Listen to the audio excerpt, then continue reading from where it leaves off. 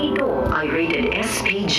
Striktong patnubay at gabay ng magulang ang kailangan. Maaaring may masisirang tema, lengguwahe, karahasan, sexual, horror o droga na hindi angkop sa mga bata.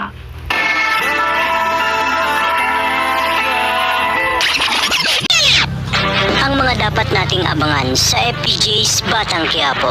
Humingi ng tawad si Mokang kina Aling Tinding at Tess dahil siya umano talaga ang dahilan kung bakit nangyari yung kay Tanggol.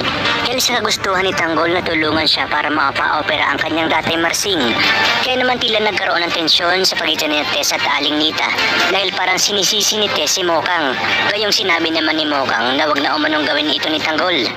Sinabi ni Tinding na nakaligtas na si Tanggol sa bingit ng kamatayan pero mukhang hindi umano malulusutan ni Tanggol ang kaso niya. Kaya naman napaisip si Tess kung sino ang mga pwede niyang lapitan para makahingi ng tulong para kay Tanggol. Kinabukasan nga ay personal na dadalawin ni General Pacheco si Tanggol upang magpabangon ng kanyang pangalan dahil alam niya ngang maraming pres ang naroroon sa ospital. Sasabihin niya sa mga nagbabantay na pulis kay Tanggol na sa oras na magising ito ay idiretso na agad ito sa City Jail. At sa pagmulat ng mga mata ni Tanggol ay mararamdaman niya dito ang tuloy na pagmamahal ng kanyang mga kapamilya na sina Tinding, Tess, Santino at Noy. Sasabihin ni Tess na mukhang malaking kaso ang kinakaharap ni Tanggol.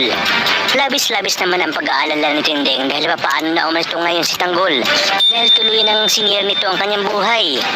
Ayon kay Tanggol, gusto niya lang umanang tulungan si Mokang at siguro nga panahon na umano na pagbayaran niya ang kanyang mga kasalanan bago siya tuluyang magbagong buhay. Ipinangako naman ni Tess na gagawin niya ang lahat para matulungan si Tanggol na makalaya para makabawi nga siya sa lahat ng kanyang pagkukulang kay Tanggol.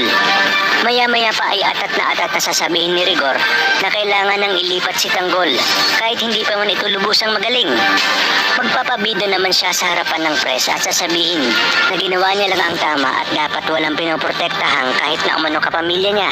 Sa inyong palagay, dito na nga kaya malalaman ni Ramon na ang Tanggol na binaril ni Rigor ang kanyang tunay na anak sa oras na kumalat ang balita tungkol dito at dahil na rin sa impormasyon ni General Rivas.